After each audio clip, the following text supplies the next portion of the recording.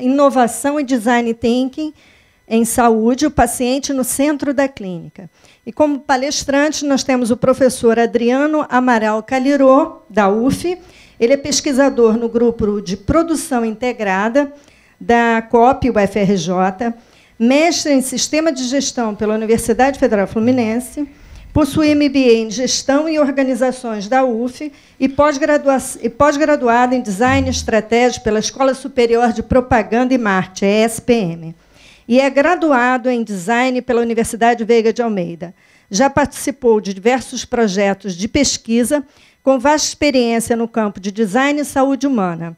Apresentou artigos sobre design estratégico em conferência na Universidade de Cambridge, foi moderador e palestrante do painel de Design Thinking do 10º Congresso Nacional de Excelência em Gestão e ministra palestras sobre diversos temas para cursos de MBA da ESPM e UF. Obrigada, professor.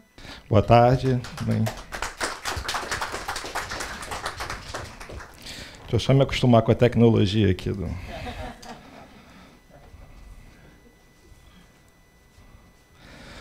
Bom, algum de vocês Um minutinho só. Você tem 30 minutos para apresentar e nós temos 10 minutos para pergunta, ok? Ok. Bom, boa tarde. Meu nome é Adriano, já fui devidamente apresentado. Algum de vocês já ouviu falar em Design Thinking? Já trabalhou com Design Thinking? Não. Né?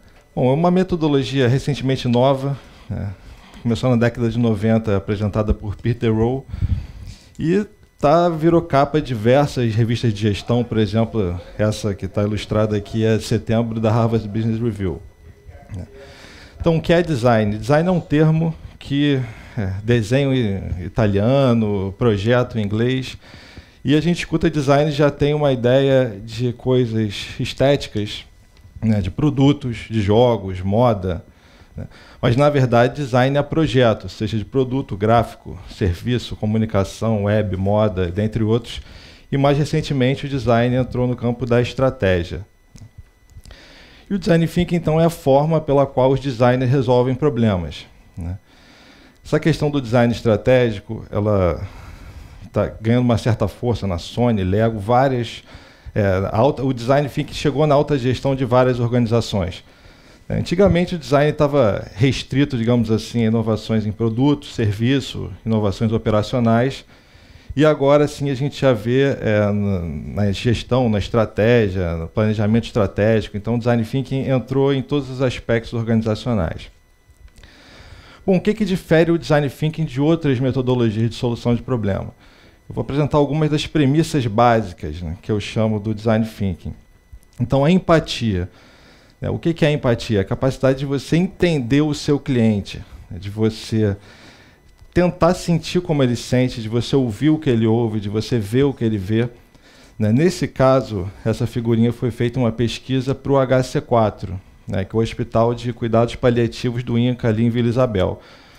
Então, essa pesquisa surgiu com a ideia de empoderar o cuidador. O paciente, quando ele efetivamente vai para o HC4, é quase impossível ele sair de lá, né? Ele fica lá tendo uma questão de controle de dor, né? De um final de vida o mais agradável possível, né? Humanizado. Então, o que a gente reparou, né, conversando com o INCA, é que se o cuidador, né, o núcleo, o cuidador e paciente, estivessem mais empoderados do processo de cuidado, eles provavelmente teriam uma relação mais agradável nessa reta final. Né? Porque o que acontece é que o paciente ele vai para o INCA, né, ele é internado, ele fica recebendo alguns procedimentos, e depois ele volta para casa e ele fica nesse processo de ida e volta até que, efetivamente, ele pode ficar internado até o fim. Né? Então, o que seria, nesse projeto, ferramentas, a ideia da gente conseguir entender o que o paciente sente. Bom, as entrevistas seriam com chamadas de conversas, porque são entrevistas realizadas no próprio corredor do hospital, né? Pegando os principais stakeholders, tanto os funcionários da HC4, quanto pacientes, os cuidadores, outros familiares. Muitas vezes os cuidadores são os familiares. Isso é uma realidade muito comum que a gente vê. A observação não participativa seria o acompanhamento das principais atividades no HC4, as interações com os pacientes, com os cuidadores, com a equipe, acompanhando reuniões das equipes multidisciplinares com as famílias, né, tentando entender um pouco dessa realidade. No meu caso, né, infelizmente, diversos parentes meus já faleceram pelo câncer. Minha avó, inclusive, teve cuidados no HC4, então, de certa forma, eu já sabia como funcionava, né, esse atendimento. E esse vivenciar a realidade do usuário, que aqui está como ler o livro da Sala do Silêncio, né? O último andar tem uma sala com um livro nas quais os familiares, os pacientes podem escrever o que eles estão sentindo. É um livro bem intenso, né? Relatos, arrependimentos. Então, é pesado de se ler, mas você entende de verdade o que está na cabeça das pessoas nesse último momento. E ser o cuidador, porque tem pacientes órfãos, que eles chamam, que não tem ninguém cuidando sem ser a própria equipe do hospital. Seria, então, né, ser o cuidador desse paciente por um dia e sentir, né, o que é essa realidade. Essa outra foto, né, é relacionada a um projeto na Casa Ronald, que eu vou apresentar a seguir. Né, mas nesse projeto, por exemplo, a gente conversou no INCA, conversou com equipe, com médicos, assistentes sociais, etc. E a gente ouviu muitas reclamações do tipo que as famílias eram descuidadas, elas abandonavam o tratamento, faltavam, não chegavam na hora, e vários outros relatos relativamente denegrindo, né, a capacidade da família em manter esse tratamento ao longo do tempo. Isso é uma casa na comunidade do Cano Furado. Né? Aqui vivem 4 crianças com câncer, né? Cai água uma vez por semana, que é armazenada aqui. Né? Então, essa família, por exemplo, 2 dessas crianças abandonaram a escola porque, de acordo com o relatado pelos próprios, os amigos ficavam falando que eles fediam e esse tipo de coisa. Então, eles também não tinham como tomar banho, né? Porque não cai água uma vez por semana, porque eles furaram um cano que passa para a Petrobras. Né? Então, na verdade, nem existiria água aqui. Né? Então, antes, quando a gente vai realizar um projeto, a gente tem que entender profundamente a realidade do usuário. Porque não adianta você dar um rituximab, um imatinib, um anticorpo monoclonal de R$40 mil para um paciente que não tem nem água potável. Certamente o cuidado não vai ser efetivo. A abordagem holística. Essa aqui é uma outra ferramenta chamada mapeamento dos colaboradores, que seriam todos, nesse caso, todos os colaboradores com os quais o cuidador se relaciona na HC4. Assistência social, psicologia, uma capelania. Eles têm uma capela multirreligiosa, né? Podem realizar qualquer tipo de cerimônias e rituais, esse tipo de coisa lá. Nutrição, médica, informais em pacientes, familiares, outros, sociedade e outros cuidadores. Aqui, por exemplo, surgiu uma reclamação diferente da equipe, né? Que às vezes os cuidadores conversam entre si, ficam muito amigos e esquecem de ajudar no tratamento dos próprios pacientes. Né? Então a gente escuta de todo tipo de coisa nesses projetos. Cocriação e prototipagem. Bom, o Design Thinking está pautado na chamada lógica abdutiva. Né? A lógica abdutiva ela sugere, né, que algo não pode ser criado se não for testado e refinado em campo. Então a ideia ela tem que ser concebida, ela tem que ser aplicada, tem que se aprender com os erros. Quanto mais você erra, melhor a ideia, né? Você vai aprimorando a mesma. E a cocriação, pelo fato de que eu posso saber de um tema, achar que eu sou profundo entendedor, mas se eu chamar uma equipe, um quórum multidisciplinar, eu vou ter opiniões de vários tipos para conseguir desenvolver o meu projeto. Nesse caso, num projeto, por exemplo, do Sebrae, que a gente fez para desenvolver o cluster de biotecnologia do estado do Rio de Janeiro, a gente usou uma ferramenta chamada Roadmap estratégico, que a gente utiliza frequentemente nos projetos. Então, nessa sessão, por exemplo, que a ideia era desenvolver a terapia celular no estado do Rio, a gente fez arranjos, né, nessas mesas tinham tantos pequenos empreendedores, tinham BNDES, Fiocruz, então a gente juntou diversos colaboradores para criarem estratégias que contemplem o desenvolvimento de um cluster. Porque se a gente chamasse só pequenos empreendedores, só o BNDES, etc., a gente ia ter uma ideia enviesada. A ideia é que a gente crie algo que possa efetivamente servir para todos. Aqui, por exemplo, foram traçados diversos cenários, né? E um outro exemplo, por exemplo, de prototipagem para a criação de serviços é a animação stop motion em Lego, né? Porque, bom, muitos serviços são testados assim, você é criado um cenário, uma maquete, no qual, de certa forma, represente o serviço que vai acontecer, e a animação com movimento de bonecos, etc., que com as câmeras é criadas para simular esse serviço e fazer alterações e testes, etc. Estratégia visual, né? Tudo tem que ser tangibilizado no design thinking. A estratégia visual é a forma mais fácil de você conseguir isso, de você ter um resumo, né, que você consiga comunicar para vários colaboradores um plano, uma ideia, e dentre outros. Nesse caso, por exemplo, também relacionado ao roadmap do cluster de biotecnologia do Estado do Rio, mas esse para o desenvolvimento dos biofármacos. Né, nesse caso, nesse projeto, a gente escolheu os biofármacos porque eles representam, acho que em 2012, 34% da despesa do Ministério da Saúde com farmacêuticos. Então, e a gente tem a Fiocruz, a gente tem da Fiocruz Biomanguinhos, Farmanguinhos, tinha outras organizações que estavam para vir para cá, né, então fazia sentido desenvolver isso no Estado. Falando da Mayo Clinic, né, para entrar na área da saúde internacional. Bom, no ciclo 2017-2018 foi considerado o melhor hospital dos Estados Unidos, né. Ficou mais de 50 pontos à frente do segundo colocado, né, ficou mais ainda à frente do famoso John Hopkins, né, diabetes, geriátrico, ginecologia primeiro e no câncer terceiro e outros em quarto. Então é um hospital relativamente conhecido no mundo todo, né.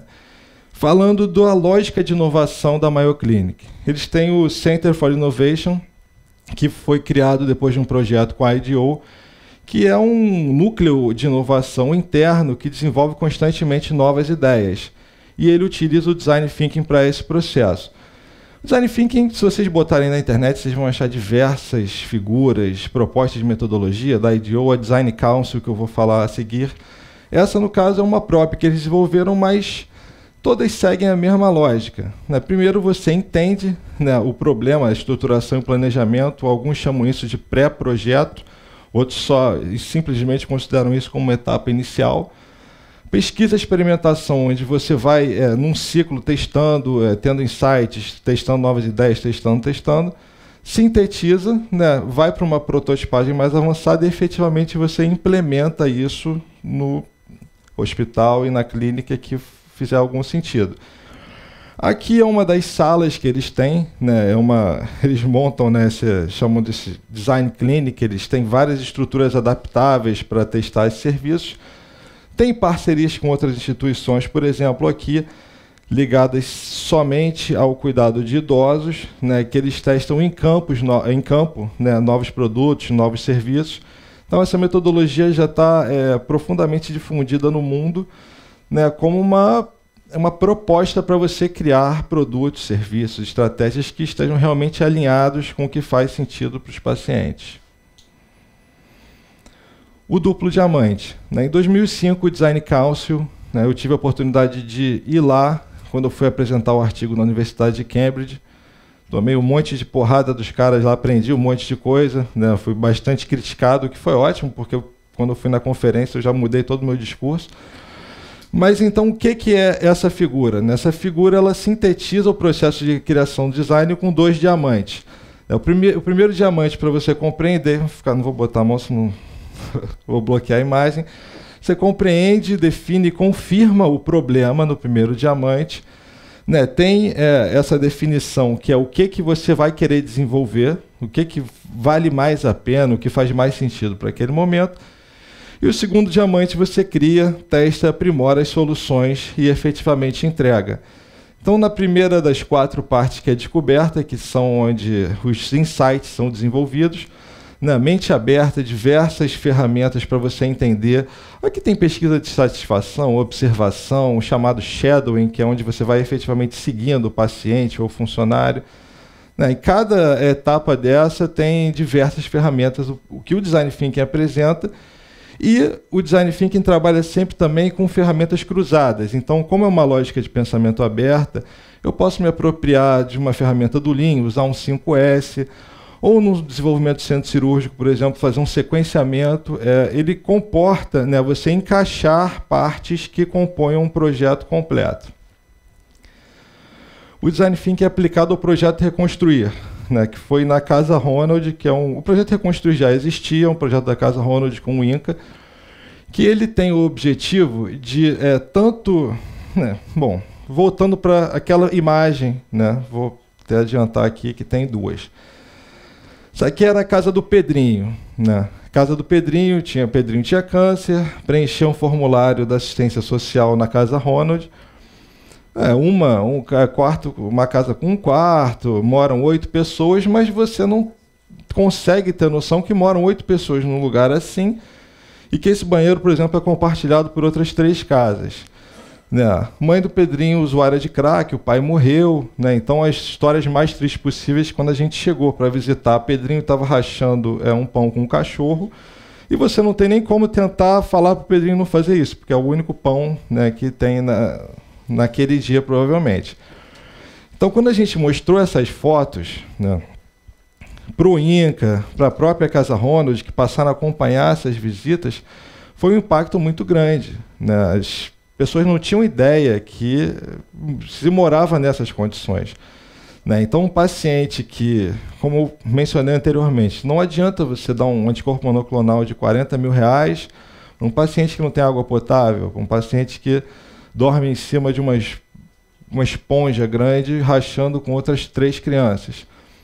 Então, qual foi a lógica, a metodologia traçada, né, para empoderar esse projeto? Porque, como eu falei, esse projeto já existia, ele tinha essa ideia de você construir uma condição de habitação mais favorável para essas famílias, seja realizando aluguel social, seja realizando pequenas intervenções. Né? Então, a proposta era essa. Então, a gente entrou com a ideia de fortalecer esse projeto, que tinha uma parte do orçamento da Casa Ronald, se eu não me engano, o primeiro ciclo foi com R$80 mil, e um dos objetivos desse projeto era apresentar esse quadro para o Instituto Ronald McDonald em Chicago, para eles terem uma noção do que estava acontecendo, porque eles repassam verbas de acordo com os projetos apresentados. Né? Então, ao longo desse projeto, todo foi se relatado. Né? Isso virou um capítulo de um livro lançado no CNEG 2014 da UF, que é a integralidade na cura da neoplasia, que a gente relata, né, isso tudo. Então, bom, primeiro entrevistas, funcionários, voluntários, os chamados hóspedes, porque as famílias ficam hospedadas na Casa Ronald. Eu vou mostrar o fluxo do usuário e explicar um pouquinho melhor depois. INCA e outros. Né, revisão da literatura, trabalhos acadêmicos, benchmarks com outras, né, instituições semelhantes. E a saúde preventiva surgiu como um tema muito interessante aí. Né, porque a saúde preventiva tem a etapa pré-patogênica, pós-patogênica, digamos assim. Então, assim, essas condições de insalubridade que as famílias vivem, assim, além do tratamento ser pouco efetivo, a probabilidade da criança dessa morrer de pneumonia, morrer com alguma outra doença derivada da baixa imunidade é altíssima. Né? A pesquisa de campo, então, foram momentos de observação não participativa, né? Porque a gente não tinha uma interação estruturada. Óbvio que a gente conversa, mas a gente não tinha um questionário para seguir, né? Na Casa Ronald. Experimentamos a realidade dos usuários fazendo visitas domiciliares. Né? Nesses momentos, a gente realmente conversava, entendia a realidade do que estava acontecendo ali. Fomos recebidos por traficantes em favelas, todo tipo, chegando com o carro da Casa Ronald, um monte de gente tirando foto. Né? Foram experiências diferentes. Então, sintetizamos que a estratégia visual, fluxo do usuário, cartões de insight, fizemos um mapeamento de problemas e a priorização, desenvolvemos um roadmap com o INCA e a Casa Ronald. É bem diferente, né? A gente está acostumado a acompanhar um centro cirúrgico, de repente você vai a campo, né? E vê essa realidade como ela é na verdade. Né? Então a gente fez momentos de cocriação, desenvolveu um plano, né, para chegar a uma melhor possibilidade de sobrevida e cura das crianças. e apresentou um modelo de gestão depois. Então, bom, isso aqui é a Casa Ronald, na rua Pedro Guedes, né, as fotos que eu mostrei para vocês. Então, o que é a realidade do paciente na Casa Ronald, né, o mapa da jornada do usuário? Tem 7 hospitais que encaminham pacientes para lá, né, Hemorrio, o INCA, o Hospital Federal da Lagoa, o Hospital da FRJ, e dentre outros. O paciente chega, ele passa pelo acolhimento. Não, processo mais burocrático de entrada, nome, etc. Responde os questionários os questionários sociais, no quais, por exemplo, aquela família botou um quarto, só que você não tem noção, respondendo aquele questionário, do que realmente acontece. E vai para a hospedagem, que é o principal da Casa Ronald. Na hospedagem, o paciente pode ficar acompanhado, normalmente fica acompanhado da mãe, e lá eles têm alimentação, biblioteca, têm acesso à escola, tem uma rotina. Efetivamente, as famílias são cuidadas ali, recebem apoio psicossocial, tem uma psicóloga lá, eles têm os transportes para os locais de tratamento, que é uma questão muito complicada quando eles não estão lá, Tem uma assistência social que está ali também com eles, sempre vendo o que elas podem fazer para ajudar, acionando a ideia do aluguel social, dentre outros, e aí já jogando para reconstruir. Quando o paciente termina esse ciclo de tratamento, ele volta para casa, mas ele continua vinculado através de alguns projetos sociais. Por exemplo, Bolsa de Alimentos, da última vez que eu fui lá, acho que eram 400 400 cestas básicas por semana. Projeto Aconchego, que eles simplesmente recebem doações e repassam para a família, geladeira, sofá, esse tipo de coisa. O Reconstruir e o Estamos Juntos, que tem uma lógica bem parecida, dessa de você efetivamente tentar melhorar as condições, de vida. Algumas ferramentas aqui, no caso o cartão de insight. O cartão de insight, ele é um resumo das principais insights que você tem ao longo do projeto. Então, por exemplo, a saúde preventiva, com um quadrinho de Level e Clark, que fala de todas as etapas do cuidado preventivo, do que pode ser feito em cada uma delas. E essas parcerias com instituições de excelência que viraram uma das respostas para esse projeto. Tem o marketing social envolvido. Então, para uma organização, é, de certa forma, bom ela ajudar a Casa Ronald, porque ela mostra isso para a mídia e ela é conhecida como uma organização boazinha. A gente conseguiu, ao longo desse projeto, firmar parcerias, por exemplo, com a Tigre. Então, a tubulação de diversas casas foi gratuita. Esse tipo de... a gente conseguiu atrair, porque enquanto o paciente está ali, nesse hospedado, digamos assim, eles têm um momento no qual eles podem receber bastante conhecimento. Então, a gente conseguiu atrair oncologistas, oncologistas para realizar palestras, para falar sobre cuidado e etc., para tentar começar a empoderar também esses núcleos familiares, com conhecimento, com informações, para que eles conseguissem efetivamente se tratar melhor. Durante o nosso projeto, o Daniel Tabac foi lá, que também é um oncologista super famoso do INCA. O mapeamento de problemas tem a mesma lógica, só que pelo sentido oposto. Enquanto os insights você fala das coisas boas, o mapeamento de problemas você pontua as principais coisas que são vistas de negativa no projeto. Então aqui o quadro de vulnerabilidade social muito intenso. E agravado ainda por diversas mães relataram para a gente lá que elas foram abandonadas pelo marido, porque não aguentou o tratamento todo, foram 6 meses, 1 ano de tratamento, e que é uma barra que é difícil de segurar. Mas também é triste você ver a situação, porque são vários relatos do mesmo tipo. Então, no INCA, depois que a gente externalizou essa situação, mostrou as fotos das casas, teve um choque nesse momento na equipe de oncologia pediátrica de lá, e a gente traçou um roadmap estratégico com a ideia de aumentar o índice de cura e sobrevida das crianças e adolescentes com câncer. O que apareceu no curto prazo, na hora, foi melhorar o acesso ao tratamento, com aquele ponto que a gente demonstrou que impossível você exigir de uma família que tem que pegar 3 ônibus com 4 crianças para ir até o INCA, que não tem nem dinheiro para comprar leite, não tem nada. Né? Então, educação com relação à higiene, né? Porque essas fotos também foram um pouco reveladoras com relação a isso. Né? Naquela primeira foto que eu mostrei, por exemplo, corre um rio, não um rio, né? Um esgoto ali atrás que a parede é quebrada. Então, quando chove, entra na casa, né? E fica tudo sujo.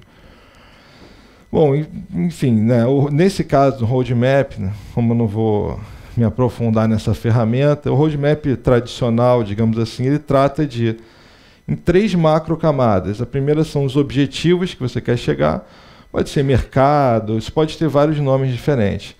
Os produtos, que é o que você vai entregar para conseguir atingir esses objetivos, e os recursos, que é o que você vai mobilizar para conseguir desenvolver esses produtos, para conseguir atingir esse mercado. Recursos, essa camada pode ser fragmentada em recursos financeiros, recursos humanos, insumos. A gente já fez roadmaps com a camada de recursos, por exemplo, tinha 10 fragmentações, né, no quais tem resultados muito específicos. Então, uma outra resposta, né, que a gente conseguiu nesse projeto foi essa publicação, nesse livro da UF, né, que eles levaram para Chicago e conseguiram um financiamento de R$500 mil. Eu não sei efetivamente quanto disso foi destinado para o projeto, mas enquanto a gente estava lá, pelo menos 10 casas foram construídas. Né? Então foi uma resposta bem legal assim, que a gente conseguiu nesse caso. Falar de um outro projetinho, da humanização do fluxo perioperatório eletivo. Esse surgiu, né, enquanto o grupo de produção integrada, que é o grupo da COP, que eu sou pesquisador, a gente estava com um projeto com a Rio Saúde, né, a gente fazendo... Bom, a gente estava no Complexo Lourenço Jorge, né, a gente foi para a UPA, para a maternidade, centro cirúrgico. Acabou que no final o foco foi a UPA e o centro cirúrgico. Né? Então, dentro desse projeto, eu estava coordenando a linha de humanização. E eu aproveitei e criei uma sinergia com o meu mestrado e desenvolvi uma proposta de humanização do fluxo perioperatório, já que eu estava lá, no Hospital São Lucas, com outros projetos também. Então, consegui ter uma visão do público e do privado. Né? Nesse projeto, se alguém se interessar em ler, eu me refiro ao Hospital A e ao Hospital B, porque... para não ter nenhum tipo de indicação, nenhum tipo de sugestão a nada, simplesmente são 2 hospitais. Qual foi a lógica, né, a metodologia para resolver esse problema?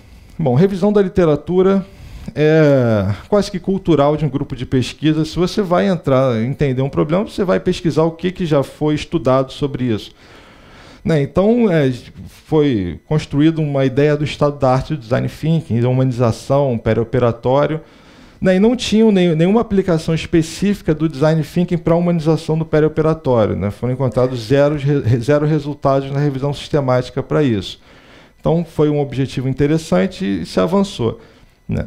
Pesquisa em campo, observação padronizada, né, visitas a hospitais e um hospital público e um hospital privado.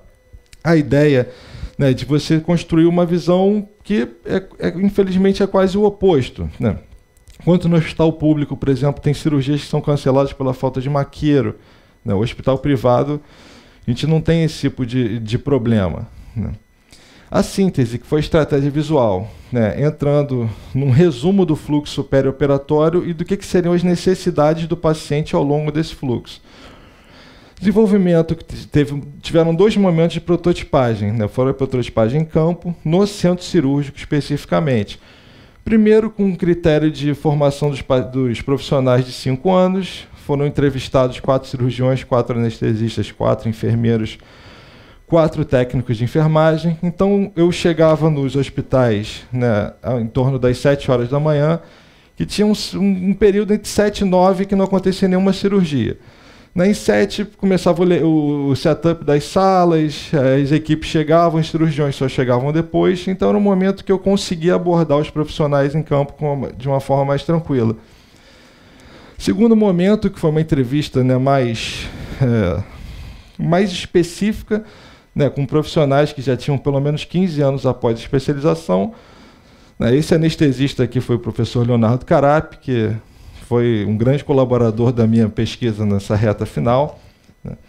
E uma proposição final, que é uma imagem, né, que sintetiza todas as necessidades e 28 diretrizes para a humanização do fluxo em função de cada etapa e de cada característica dessas que foram identificadas. Então, como é que isso começou? O fluxo perioperatório, primeiramente, foi mapeado na literatura. Ele tinha essa ideia linear, que no final o paciente ou podia ser encaminhado para a UTI, para o leito, recebia alta, ou, em alguns casos, o óbito. Essa figurinha, essas bolinhas azuis eram primeiras inferências sobre as necessidades dos pacientes em cada uma dessas etapas. Então, isso foi evoluindo, já com uma ideia de que o paciente tinha que ser reintegrado à sociedade, com outras etapas foram anexadas e já com mais texto, digamos assim.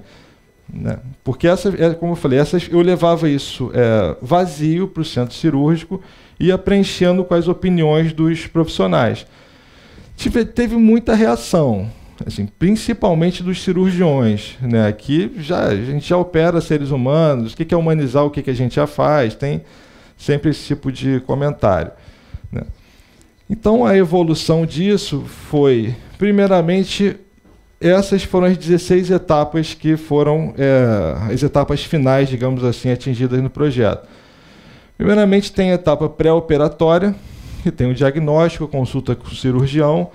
Diagnóstico, ele é encaminhado para um cirurgião, ele vai para casa, espera a cirurgia, chega no hospital, é encaminhado para o leito, do leito ele é transferido para o centro cirúrgico e aí ele entra na etapa transoperatória. Chega no centro cirúrgico, espera pelo procedimento, chega na sala de cirurgia, processo cirúrgico em si, processo pós-operatório. Sala de repouso pós-anestésico, que ele vai provavelmente para os cuidados intensivos, daí para o leito, recebe alta. Foi acrescentada a ideia da reabilitação e da reintegração social, porque isso, na verdade, é um ciclo. O paciente ele chega ao final desse, espero que curado. Então, nessa imagem, nessa pesquisa, a gente tratou de 3 níveis de necessidade. As necessidades físicas, estão relacionadas à dor, enjoo, por exemplo. Necessidades emocionais, ele pode estar triste, ansioso e várias outras. Foi acrescentado também a família, aí, que tem uma importância muito relativa. E as necessidades cognitivas, que são as necessidades de informação. O paciente chega, ele tem que achar, ele tem que conseguir ter a informação que ele precisa. Fazendo uma aproximação, por exemplo, nessa etapa transoperatória. O que seriam as necessidades físicas, por exemplo, identificadas? A ambiência, então o paciente, a sala tem que ter conforto, uma temperatura agradável, um cheiro, porque tem um cheiro muito característico do hospital. E tem que ser realizado, por exemplo, um alívio dos sintomas do paciente. O que seria as necessidades emotivas? A empatia no acolhimento, a valorização da individualidade do paciente. Nesse projeto, por exemplo, diversos relatos de cirurgias mais simples eram medo de agulha. Então, durante uma cirurgia, você nunca vai imaginar que o maior problema do paciente é o medo que ele tem da agulha e do soro. E as necessidades cognitivas, que são esclarecimentos de dúvidas, questionamentos gerais, protocolos de segurança, porque uma coisa que jogou muito junto desse projeto foi o protocolo de cirurgia segura da Organização Mundial da Saúde. Então, tem perguntas que são feitas antes do paciente ser transferido, quando ele chega no centro cirúrgico. Bom, são várias tem uma lógica toda que ocorre para minimizar os riscos e os possíveis problemas do processo cirúrgico. Então, essas necessidades viraram essa outra imagem que sintetiza o que seriam as 28 diretrizes para a humanização do fluxo perioperatório. Não é necessário, por exemplo, implementar 28 para você ter um fluxo humanizado. Se você implementar uma dessas, você já está caminhando rumo à humanização. E dando um zoom nesse processo transoperatório de novo, né, como eu falei, para aplicação do protocolo de cirurgia segura, na chegada do centro cirúrgico, protocolos de comunicação, né, na sala de RPA, por exemplo, tem o Aldrich Krulik, para você ver o quão o paciente já está preparado para ser encaminhado. Né, e aqui foi acrescentada a ideia dos núcleos familiares, né, que é o que a gente sempre consegue aplicar e quando a gente roda isso em qualquer centro cirúrgico, que é a criação de uma sala de espera específica do centro cirúrgico, que a sala deve ser equipada com banheiro, ar-condicionado, televisão, filtro d'água, com poltronas, alguma estrutura, né, que a família possa ficar, né, ter um tipo de conforto durante esse processo, e que a enfermeira circulante, né, que é realmente técnica de enfermagem que fica entre o centro cirúrgico e o hospital, passe de hora em hora nessa sala, se possível, e dê alguma informação, né, de como é que está a cirurgia, como é que está o paciente, né, por aí vai. Bom, algumas conclusões finais para não me alongar muito, né, do que seria o Design Thinking na saúde. São soluções com resultados expressivos para a sociedade, alinhados com as reais necessidades dos colaboradores. A ideia do design, como eu falei, é sempre você desenvolver essa empatia, você entender o que o paciente, o que a própria equipe precisa, porque, por exemplo, naquele ciclo, né, tem uma etapa que indica que a cirurgia não pode atrasar. Né, ou seja, o paciente ele tem que ser encaminhado para o centro cirúrgico quando o setup da sala já estiver pronto.